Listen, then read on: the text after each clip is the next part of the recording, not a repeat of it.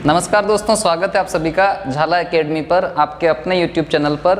आज हम पढ़ने वाले हैं नंबर सिस्टम की क्लास दूसरी। हालांकि अगर आप देखें तो पहली क्लास में कुछ खास हमने बातें नहीं करी थी, छोटा वीडियो था ताकि आप बोर भी नहीं हो और एक इंटरेस्ट पैदा हो जाए कि हाँ हम नंबर सिस्टम पढ़ने वाले हैं। तो चलिए आज दूसरी क्लास में बात कर लेते हैं कुछ संख्याओं की, जो बहुत ज़रूरी है आपको समझना। हालांकि आप जानते भी होंगे मैं एक संख्या रेखा बनाने वाला हूँ यहाँ पर, नंबर लाइन, जिसमें मैं ज़ीरो के उस तरफ पॉजिटिव नंबर लेंगे जो आपने स्कूल में ज़रूर बनाई होगी और सीखी होगी। फॉर एग्ज़ाम्पल 1 2 3 4 5, ऐसे करते करते और भी हैं बहुत सारी, और बहुत आगे जब आप चले जाएंगे तो लास्ट में मैं लिख देता हूँ इन्फिनिटी, अनंत। ये सारे पॉजिटिव नंबर हैं।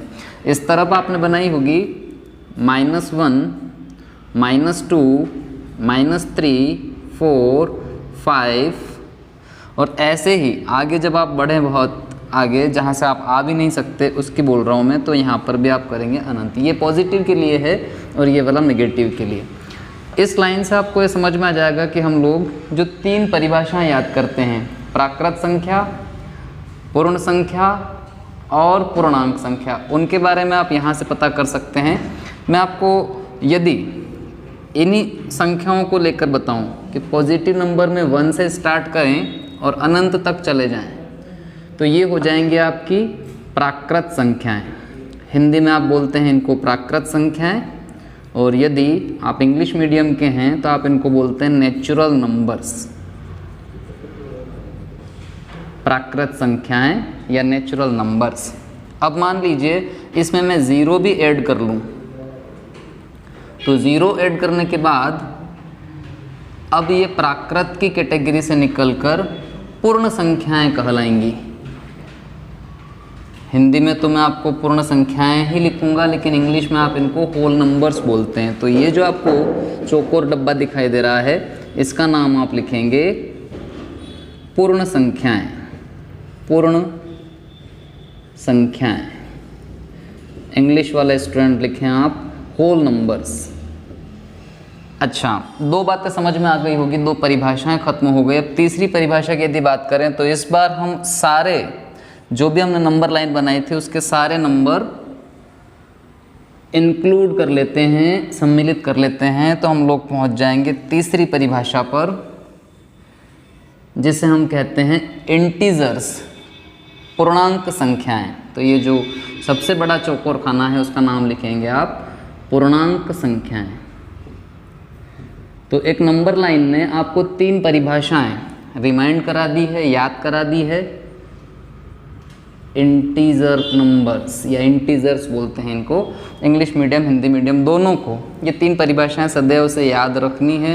ये आपको है तो बहुत अच्छी बात है, नहीं है तो आप रिमाइंड इसको ज़रूर कर लीजिएगा। बढ़ते हैं अगली परिभाषा की तरफ। इन 3 परिभाषाओं के बाद आप चाहें तो अपनी कॉपी में मेरे साथ साथ बना सकते हैं, क्योंकि आपको बाद में भी पढ़ने में ठीक रहेगा, या स्क्रीनशॉट लेकर रख सकते हैं, जैसे आपकी इच्छा हो, बस आप पढ़ते जाइएगा साथ साथ। बढ़ते हैं अगली परिभाषा की तरफ।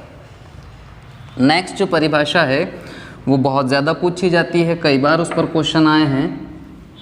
नेक्स्ट प्राइम नंबर को लेकर के परिभाषा बनाई जाएगी। हिंदी में यदि आप हैं तो उसे आप अभाज्य संख्या कहते हैं। देखते हैं उसके बारे में क्या कहानी है। हालांकि नाम से स्पष्ट हो रहा है, जैसा मैंने कहा अभाज्य संख्याएं। भाज्य का मतलब होता है जिसमें भाग चला जाए, तो अभाज्य का मतलब होगा जिसमें भाग नहीं जाए। अभाज्य संख्याएं, इंग्लिश मीडियम के जो हैं वे इसको बोलेंगे प्राइम नंबर्स। इसकी बहुत छोटी परिभाषा होती है। इसकी परिभाषा केवल इतनी समझ लीजिए कि ऐसी संख्याएं जिनमें स्वयं का भाग चला जाए या 1 का भाग चला जाए, उसके अलावा किसी और संख्या का भाग नहीं जाए। मैं पहले बताऊं जो नहीं है। फॉर एग्जांपल मैं यहाँ पे 4 लिखूं और यहाँ पर 12 लिखूं, ऐसे लिखकर आपसे कहूँ कि क्या ये अभाज्य संख्याएं हैं, तो आप कहेंगे नहीं, ये अभाज्य संख्याएं नहीं हैं, क्योंकि इसमें तो हम 2 का भाग लगा सकते हैं, इसमें हम 2 का लगा सकते हैं, 3 का भी लगा सकते हैं, 3 के बाद 4 का भी लगा सकते हैं, 6 का भाग भी इसमें जा सकता है। तो ये कैसे हुई? ये तो अभाज्य संख्याएं नहीं हैं। अगर ये अभाज्य संख्याएं नहीं हैं तो फिर है कौन सी? अभाज्य संख्याओं की शुरुआत होती है हमेशा, आप ध्यान रखिएगा, 2 से।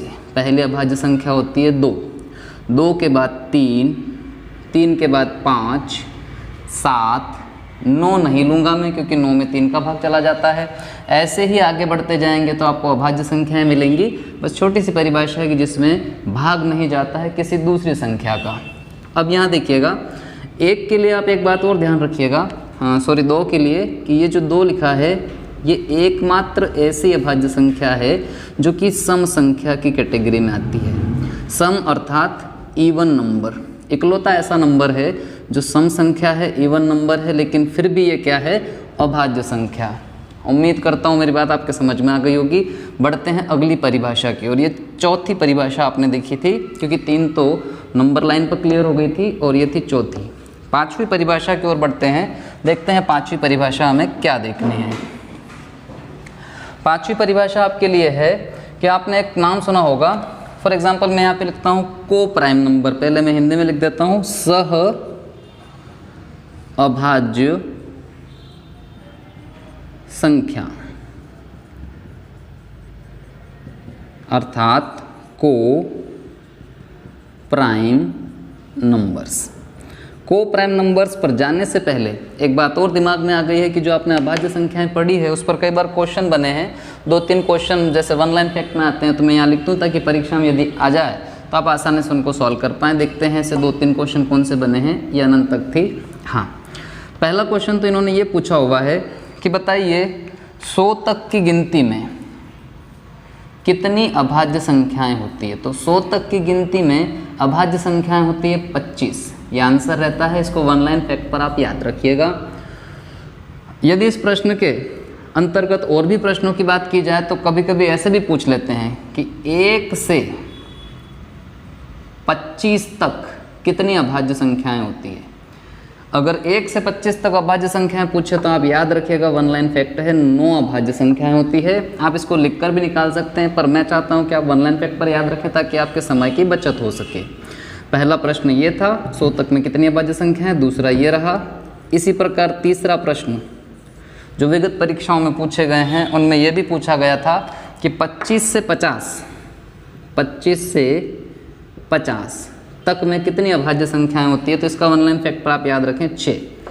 एक और क्वेश्चन है जो पूछा जा सकता है, हो सकता है आपसे पूछ ले कि 50 से लगाकर 100 तक अगर आप देखें तो कितनी अभाज्य संख्याएं होती है। तो इनमें 10 अभाज्य संख्याएं होती है।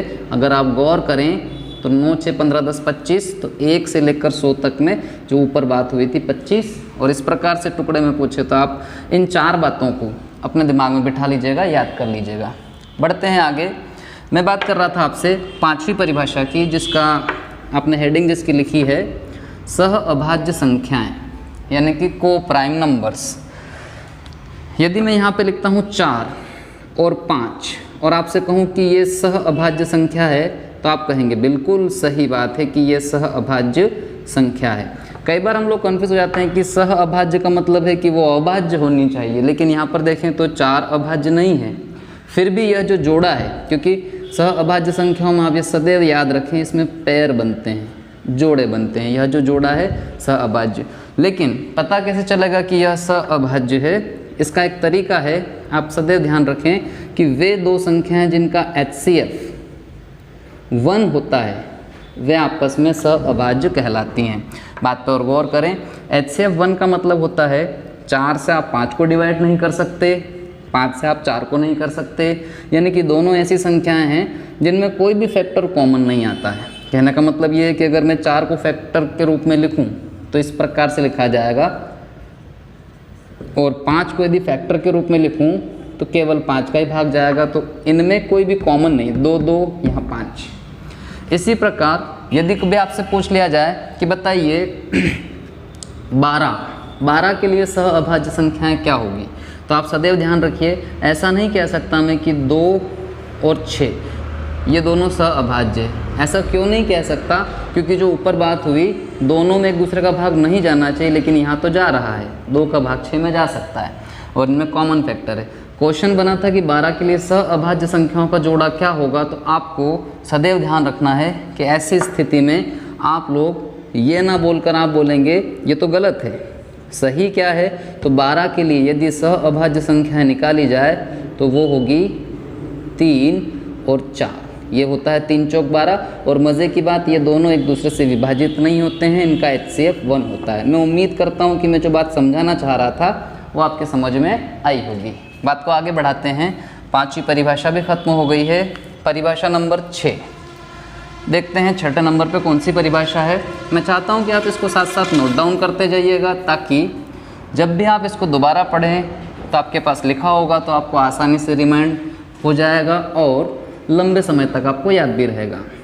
चलिए अब देखते हैं परिभाषा नेक्स्ट। 6ठी परिभाषा है, आपने कभी सुना होगा भाज्य संख्याएं। अगर आपने अभाज्य सुना है तो फिर भाज्य संख्याएं भी होती है। भाज्य संख्याएं हिंदी में लिखा हुआ है। अगर आप इंग्लिश के हैं तो आप इनको बोलते हैं कंपोजिट नंबर्स। कंपोजिट नंबर्स ये क्या होती है? इसमें आपको बिल्कुल टेंशन नहीं लेना है, कोई अलग से परिभाषा नहीं है। बस आप इतना ध्यान रख लीजिएगा कि अभाज्य संख्या यदि आपको पता है तो बस ये कि जो अभाज्य नहीं है वे सब भाज्य हैं। या इंग्लिश मीडियम के हैं तो आप डायरेक्ट याद रखें कि वे नंबर्स जो प्राइम नहीं हैं वे सारे क्या हैं? Composite numbers. अब इसमें हो सकता है कि आप लिखें जैसे फॉर एग्जांपल 4 के बाद 6, 8, 10, ये सब भाज्य संख्याएं हैं। क्योंकि हम जानते हैं अभाज्य कौन सी होती है? 2 और 3 अभाज्य संख्या होती है। एक और ज़रूरी बात, अगर कभी आपसे पूछ ले 1 क्या है तो इसको ना तो हम भाज्य संख्या में लेते हैं और ना ही इसको अभाज्य संख्या में लेते हैं। ना तो ये कंपोजिट नंबर है और न ही ये प्राइम नंबर है। कई बार कई स्टूडेंट्स को प्राइम नंबर बोल देते हैं, लेकिन आप ध्यान रखिए कि प्राइम और कंपोजिट दोनों ही ये नहीं है। हमेशा काउंटिंग कहाँ से शुरू होगी? तो प्राइम नंबर से शुरू होंगे 2 से, जो 3, 5 ऐसे चले जाएंगे। और कंपोजिट नंबर शुरुआत होगी 4 से। पहला जो कंपोजिट नंबर है वो 4 है, 4 के बाद 6, ऐसे करते करते आप आगे बढ़ जाएंगे। उम्मीद है यह भी बात आपके समझ में आ गई होगी। परिभाषा नंबर 6 खत्म हो गई। अब एक परिभाषा और बची है जो आखिरी है लेकिन बहुत महत्वपूर्ण है। रेलवे के एग्ज़ाम में कई बार उस पर क्वेश्चन बने हैं, भविष्य में भी उस पर क्वेश्चन बनने की संभावना है। तो ऐसी इंटरेस्टिंग परिभाषा क्या होगी देख लेते हैं। 7वीं परिभाषा है आपके लिए त्रिकोणीय संख्या। त्रिकोणीय संख्या क्या होती है?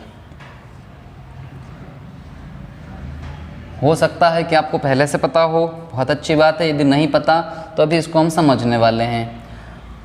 त्रिकोणीय संख्या, त्रिकोणीय संख्या जिसे आप अंग्रेजी में बोल सकते हैं ट्रायंगुलर नंबर। Triangular numbers. आखिर ये ट्रायंगुलर्स नंबर क्या होते हैं? यदि आप इसकी रूपरेखा पर जाएं, इसके प्रारूप पर, इसके कहना चाहिए कि इसका क्या प्रारूप होता है, क्या कंसेप्ट होता है, तो समझिएगा। पहली त्रिकोणीय संख्या होती है 1, क्योंकि त्रिकोण का मतलब होता है 3 तरफ से घिरी हुई आकृति। त्रिभुज आप जानते हैं, तो त्रिकोणीय संख्या में एक तो हम लेंगे 1। आप कहेंगे ये तो ट्रायंगल का प्रारूप नहीं है, लेकिन ट्रायंगल की शुरुआत यहीं से होती है। तो पहली जो आपकी त्रिकोणीय संख्या हो गई वो हो गई 1। अच्छा, इसके बाद फिर त्रिकोणीय संख्या अगर आपको अगली चाहिए तो नेक्स्ट आपको मिलेगी 3। क्यों? क्योंकि 1, 2, 3 ये बन गया ट्रायंगल। तो दो अगली आपने देखी है वो है 3। ये त्रिकोणीय संख्या 1 फिर 3। मैं समझता हूँ कि आपको अभी थोड़ा कम समझ में आ रहा होगा, लेकिन फिर भी आप आगे बढ़ें तो अगली फिर कौन सी होगी तो अब आप समझें। जिस प्रकार से ये ड्राइंग आपको त्रिकोण देती है, इससे बड़ी ड्राइंग बनेगी। उसमें आप देखें 1, उसके नीचे 2, फिर उसके नीचे हो जाएंगे 3। ये भी एक ट्रायंगल है। इनको आप बिंदुओं को गिने तो 3, 2, 5 और 1 6। अगली जो आ गई है वो 6। फिर और आगे बढ़ें, एक और देख लेते हैं। अगली आप अगर देखें तो फिर इसको आगे बढ़ा दीजिएगा, इस आकृति को। इसके नीचे 3 और फिर इसके नीचे 4। ये भी एक ट्रायंगल है, लेकिन ये बिंदु कितने हो गए तो 4, 3, 7, 2, 9 और 1 10। आपने देखा यहाँ पर क्रम वाइज 1, 3, 6, 10 अब फिर अगली कौन सी आएगी, तो इसमें तो बड़ी मेहनत होती जा रही है और क्वेश्चन ऐसे ही पूछे जाते हैं। फॉर एग्जांपल आपसे पूछ लिया जाए कि बताइए 12वीं त्रिकोणीय संख्या क्या है, 12th नंबर की ट्रायंगुलर नंबर क्या है, तो आप कहेंगे तो बड़ी मुश्किल है, हमको नहीं पता। एक एक करके निकालेंगे तो देर भी बहुत लगेगी। इसको निकालने का एक बहुत आसान सा कंसेप्ट है, उस पर चर्चा कर लेते हैं ताकि ऐसे प्रश्न जो परीक्षा में आते हैं वो आपसे सॉल्व हो जाएं। बहुत सरलता से आप इसको देखें।